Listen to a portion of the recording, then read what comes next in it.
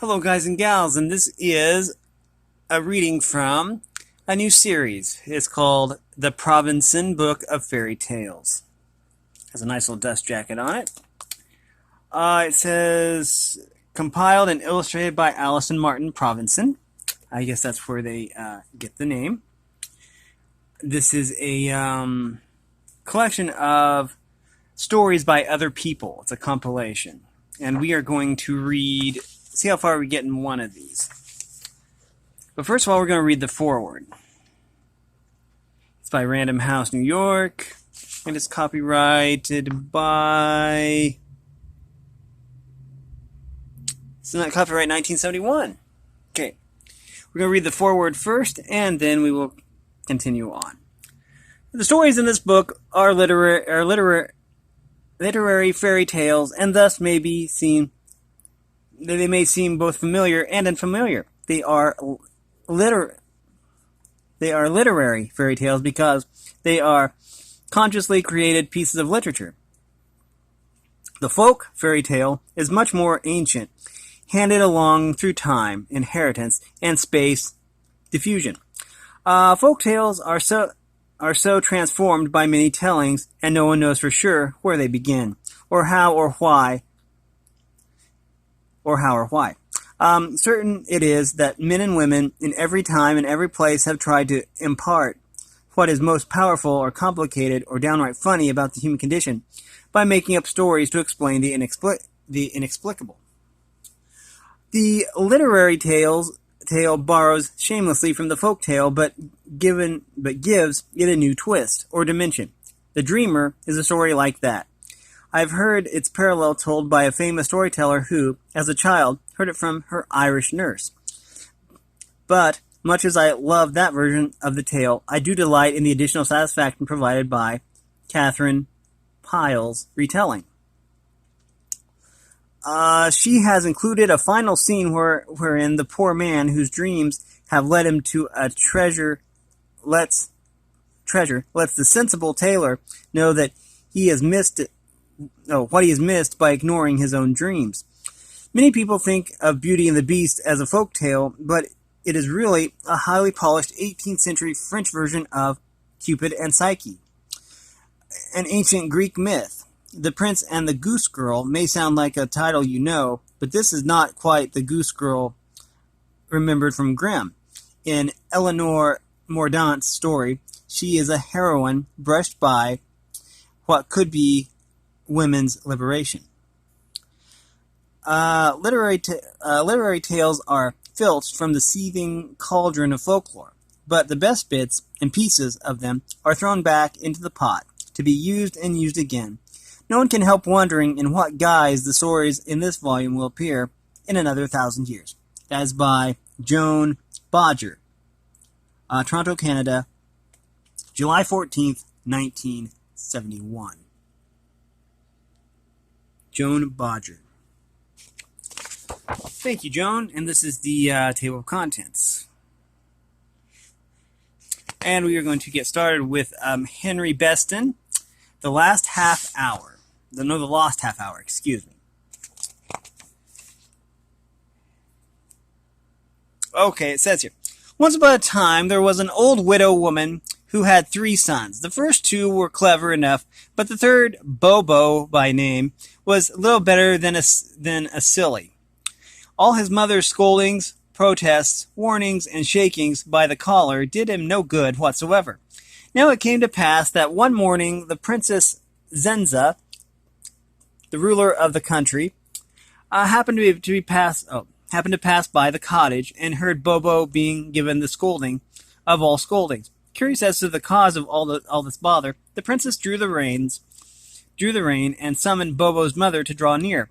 On hearing her story and taking a look at poor simple Bobo, it occurred to the princess that so silly a lad might amuse her. So she gave the mother a golden florin.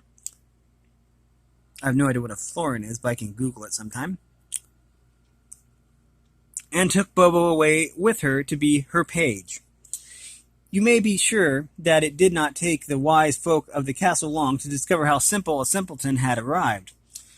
Courtiers, footmen, lackeys, turnspits, even turnspits even were forever sending him off on ridiculous errands. Now he would be sent to find a white crow's feather or a spray of yellow bluebells. Now he would be ordered to look for a square wheel or a glass of dry water. Everyone laughed at him and made fun of him. That is, everyone except little Tilda, the kitchen maid. When poor Bobo used to return from some wild goose chase, tired out, mud-stained, and often enough wet to the skin, little Tilda, instead of laughing, would find him a glass of warm milk, hang his coat by the fire to dry, and...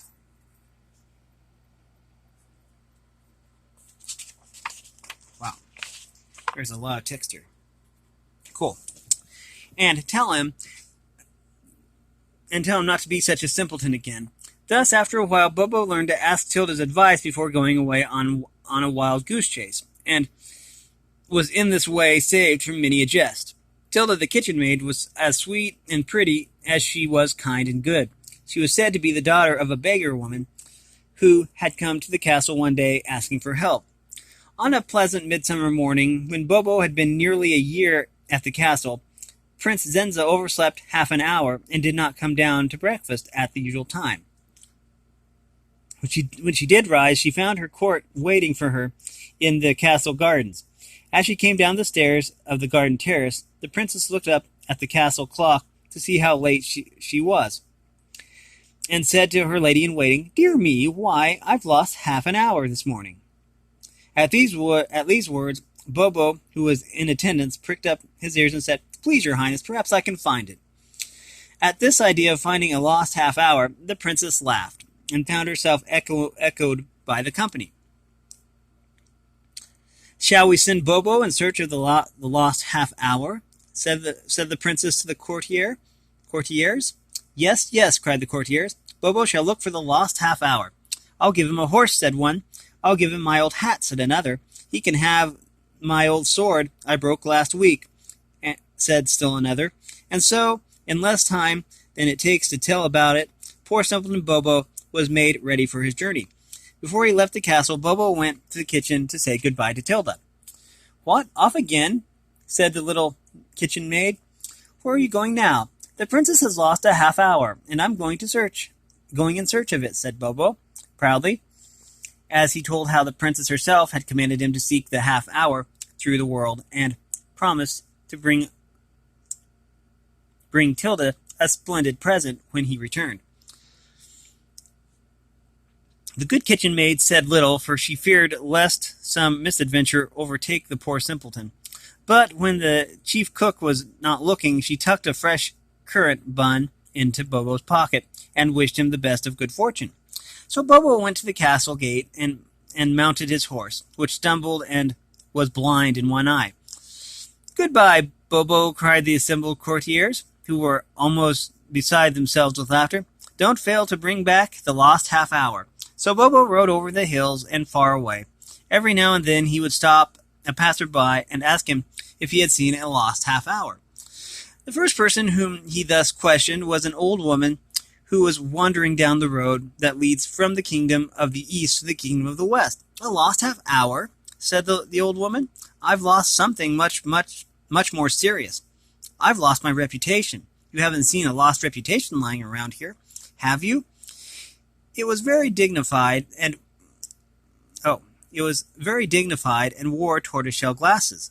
But Bobo had to answer no, and the old woman wandered on again. Another day the simpleton encountered a tall, dark, fierce kind of fellow who answered his polite question with a scream of rage. "A half hour?" he roared. "No, I haven't seen your half hour. I wouldn't tell you if I had. What's more, I don't want to see it. I'm looking for something I've lost myself. I've lost my temper. I've lost it 2 years ago at home and haven't been able to find it anywhere since. Answer me, you silly. Have you seen my lost temper anywhere? It's about the size of a large melon and has sharp little points." On Bobo answering no, the dreadful person uttered so perfectly awful a screech of rage that Bobo's horse took fright and ran away with him, and it was all that Bobo could do to rein him in 3 miles further down the road. Still further along, Bobo came to Ripplebright, the I'm going to make sure that I pronounce this right. Ripple-Bright, the capital city of the kingdom of the Seven Brooks. He was taken before the king himself. A lost half hour, said the king. No, I'm quite sure I have not been. I have. Oh. I'm going to have to read this again. He was taken before the king himself. A lost half hour, said the king. No, I'm quite sure it has not been seen in my dominions. Would you mind asking, as you go through the world, for news of my little daughter? Here the poor old king took out a great green handkerchief and wiped his eyes. She was stolen by the fairies one midsummer's eve 15 years ago. Find her, worthy Bobo, and and an immense reward will be yours. So Bobo left the proud city of Ripple-Bright and once again rode over the hills and far away. But never a sign of the lost half hour did he find. Although he asked thousands of people, his faithful white horse died, and he continued his way on foot. 3 long years passed, and Bobo grew into a handsome lad, but remained a simpleton still. Finally, after he had wandered all about fairyland, he came to the edge of the sea. Finding his ship moored in a little harbor, Bobo asked the sailors if they had seen a lost half hour. No, said the sailors, but we are going to the Isle of Iron. Suppose you go with us. The lost half hour may be there. So Bobo went aboard the ship and sailed out upon the dark sea. For 2 days the weather was warm and clear, but on the third day there came a dreadful storm, and on the third night the vessel was driven far off her course into the unknown ocean, and was wrecked upon a mysterious isle. A great wave swept the decks, and Bobo was borne away from his companions and carried towards the shining land. Though pounded and battered by the foaming waves, the simpleton at length managed to reach the beach and took refuge in a crevice of the cliff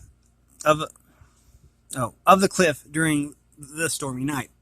When the dawn broke, all sign of the ship had disappeared. Looking around, Bobo found himself on a lonely island whose heart was a high mountain mass hidden in the fog, still sweeping in from the sea. There was not a house, a road, or a path to be seen. Suddenly, Bobo noticed a strange little door in the back of a great lonely tree, and opened this door. He discovered a little cupboard, of which was a pair of wooden shoes. Above the shoes was a card saying simply, "Put us on." So Bobo sat down on a stone by the foot of the tree and put on the wooden shoes, which fitted him very nicely. Now these shoes were magic shoes, and Bobo had hardly stepped into them before. Now these shoes were magic shoes, and Bobo had hardly stepped into them before they turned his feet inland. Bobo obediently let the shoes guide him. At corners, the shoes always turned in the right direction. And if Bobo forgot and blundered on the wrong way, the shoes swiftly began to pinch his toes. For 2 days, Bobo walked inland towards the great mountain. A warm wind blew the clouds and rain away. The sun shone sweet and clear on the morning of the third day. The simpleton entered the wood of tall, silent trees, and as that day was dawning to a close, the turrets of a magnificent castle rose far away over the leaves of the forest. Arriving at twilight, Bobo found himself in a beautiful garden lying between the castle walls and the rising slopes of a great mountain. Strange to say, not a living creature was to be seen, and though there were lights in the castle, there was not even a warder at the gate. Suddenly a great booming bell struck 7 o'clock. Bobo began to hear voices and sounds, and then before the humming of the bell had died away, a youth mounted on a splendid black horse dashed at lightning speed out of the castle and disappeared into the wood. An old man with a white beard, accompanied by 11 young men, whom Bobo judged from their expression to be brothers, stood by the gate to see the horseman ride away. Plucking up courage, Bobo came forward, fell to his knees before the old man, and told his story. Truly you should thank the storm fairies, said the old man, for had you not been wrecked upon this island, never would you have discovered the lost half hour. I am Father Time himself, and these are my 12 sons, the hours. Every day, one after the other, they ride for an hour around the whole world. The whole wide world, rather. 7 o'clock has just ridden forth. Yes, you.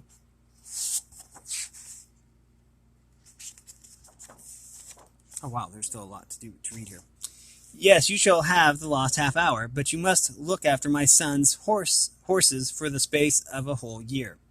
To this, Bobo willingly agreed, and 12 o'clock, who was the youngest of the hours, took him to the stable and showed him the little room in the turret that he was to have. For a year, Bobo served Father Time and his sons. He took such good care of the great black horses of the hours of the night and the white horses of the hours of the day that they were never more proud and strong, nor their coats smoother and more gleaming. When the year was up, Bobo again sought out Father Time. You have served faithfully and well, said Father Time. Here's your reward. And with these words, he placed in Bobo's hand a small square casket made of ebony. The half hour lies inside. Do not try to peek at it or open the box until the right time has come. If you do, the half hour will fly away and disappear forever. Farewell, Bobo, said kind young 12 o'clock, who had been the simpleton's good friend. I too have a gift for thee. Drink this cup of water to the last drop. And the youth handed the simpleton a silver cup, filled to the brim of clear, shining water. Now this water was the water of wisdom, and when Bobo had drunk it, he was no longer a simpleton. And being no longer a simpleton, he remembered the man who had lost his reputation, the man who had lost his temper, and the king whose daughter had been stolen by the fairies. So Bobo made so bold as to ask Father Time about them, for Father Time knows everything that has happened in the whole wide world. Tell the first, said Father Time, that his reputation has been broken into 1,000 pieces, which have been picked up by his neighbors and carried home. If he can persuade his neighbors to give them up, he should be able to piece together a pretty good reputation again. As for the man who lost his temper, tell him that it is to be found in the grass by the roadside, close by the spot where you first met him. As for the missing daughter, she is the kitchen maid in Princess Zenza's palace, who is known as Tilda. So Bobo thanked Father Time, and at noon, 12 o'clock, placed him behind him on the white charger and hurried away. So fast they flew that Bobo, who was holding the ebony casket close against his heart, was in great danger of falling off. When they got to the seashore, the white horse hesitated not an instant, but set foot upon the water, which bore him up as if it had been not water, but earth itself. Once arrived at the shore of Fairyland, 12 o'clock stopped, wished Bobo good speed, and, rising in the air, disappeared into the glare of the sun. Bobo, with the precious ebony casket in his hand, continued on in the direction of Princess Zenza's place. On the second morning of his journey, he happened to see, far ahead of him on the highway, an unfortunate aged man who had lost his reputation. To him, Bobo repeated the counsel of Father Time, and sent him hurrying home to his neighbor's house. Of the man who had lost his temper, Bobo found no sign in the grass by the roadside. However, he did find the lost temper. A queer sort of affair, like a melon, of fiery red glass, all stuck over with uneven spines and brittle thorns. Bobo, with great goodness of heart, took along this extraordinary object in the hope of finding its angry possessor. Farther on, the lad encountered Tilda's father, the unhappy king, and delivered his message. The joy of the monarch knew no bounds, and Bobo, the one-time simpleton, became on the spot Lord Bobo of the Sapphire Hills, Marquis of the Mountains of the Moon, Prince of the Valley of Golden Apples, and Lord Seneschal of the proud city of Ripplebright. In a word, the greatest nobleman in all fairyland. Then, having assembled a magnificent following of great nobles, all in splendid silks, and soldiers in shining armor, the delighted king rode off to claim his missing daughter from Princess Zenza. On they rode, the harnesses jingling, the bridle bells ringing, and the breastplates of the armed men shining in the sun. After a week of almost constant progress, for the king was so anxious to see his beloved daughter that he would hardly give the cavalcade time to rest, they came upon the frontiers of Princess Zenza's kingdom. Strange to say, black mourning banners hung from the trees, and every door in the first village, which the travelers saw, were likewise hung with black streamers. On the steps of one of the cottages sat an old woman, all alone, and weeping with all her might. "What is the matter, my good woman?" said the king. "Oh, sir," said the peasant woman, "evil days have fallen upon our unhappy kingdom.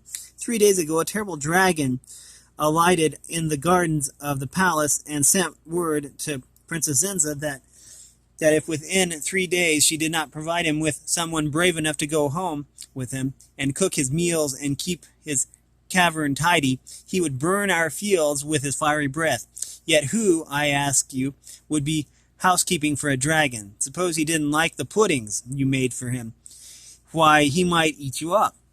All would have been lost had not a brave little kitchen maid named Tilda volunteered to go. It is for her that we are mourning. At 2 o'clock she is to be carried off by the dragon. It is almost 2 now. Alas, alas." Hardly were the words out of her mouth when the town bell struck twice, solemnly and sadly. "Quick, quick," cried the king and Bobo in the same breath. "Let's hurry to the castle. We may be able to save her yet." But they knew in their hearts that they were too late, and that poor Tilda had given herself to the dragon. And so it proved. In spite of his mad dash, Bobo, who had spurred on ahead, arrived exactly half an hour late. The monstrous dragon, with Tilda in his claws, was just a little smoky speck far down the southern sky. Princess Zenza and all her court stood by weeping and wringing their jeweled hands. Suddenly Bobo thought of the half hour. He had arrived half an hour late, but he could have had that half hour back again. Things should be exactly as they were half an hour before. He opened the cover of the ebony box. Something like a winged white flame escaped from it and flew hissing through the air to the sun, and the sun itself turned around like a cartwheel and hissing like 10,000 rockets. It rolled back along the sky to the east. The hands of the clocks, which marked 2:30, whirled back to 2 o'clock in a twinkling, and sure enough, there was brave little Tilda, standing alone in the great field, waiting for the dragon to come and take her away. Lumbering heavily along like a monstrous turtle and snorting blue smoke, the dragon was advancing towards her. Bobo ran down into the field and stood beside Tilda, ready to defend her to the end. The dragon came nearer and nearer, suddenly angered by the sight of Bobo and his drawn sword. He roared angrily, but continued to approach. Bobo struck at him with his sword. The blade broke upon his steely scales. The dragon roared again. Now, just as the dragon's mouth was its widest, Bobo, who had been searching his pockets desperately, hurled into it the lost temper. There was a perfectly terrifying bang, as if a million balloons had blown up all at once, for the dragon was blown to pieces. The lost temper had finished him. Only one fragment of him, a tiny bit of claw, was ever found. Everybody, you may be sure, began to cry hurrah and hooray, and soon they were firing cannons and ringing all the bells. Then Tilda's father took her in his arms and told her that she was a real princess. The Grand Cross of the Order of the Black Cat was conferred upon Bobo by Princess Zenza, who also asked his pardon for having treated him so shabbily. This Bobo gave readily. A wonderful feat was held. Fete was held. When the rejoicings were all over, Bobo and Tilda were married and lived happily together all of their days. And that was,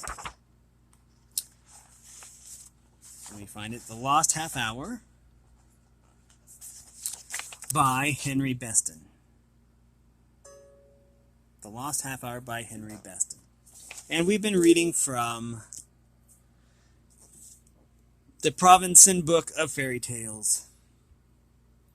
If you like this content, make sure you like and subscribe and ring the bell so you know when I upload. Also, if you want to support me in any way, all the information will be in the description below. And as always, thanks for watching, everyone, and have a great day.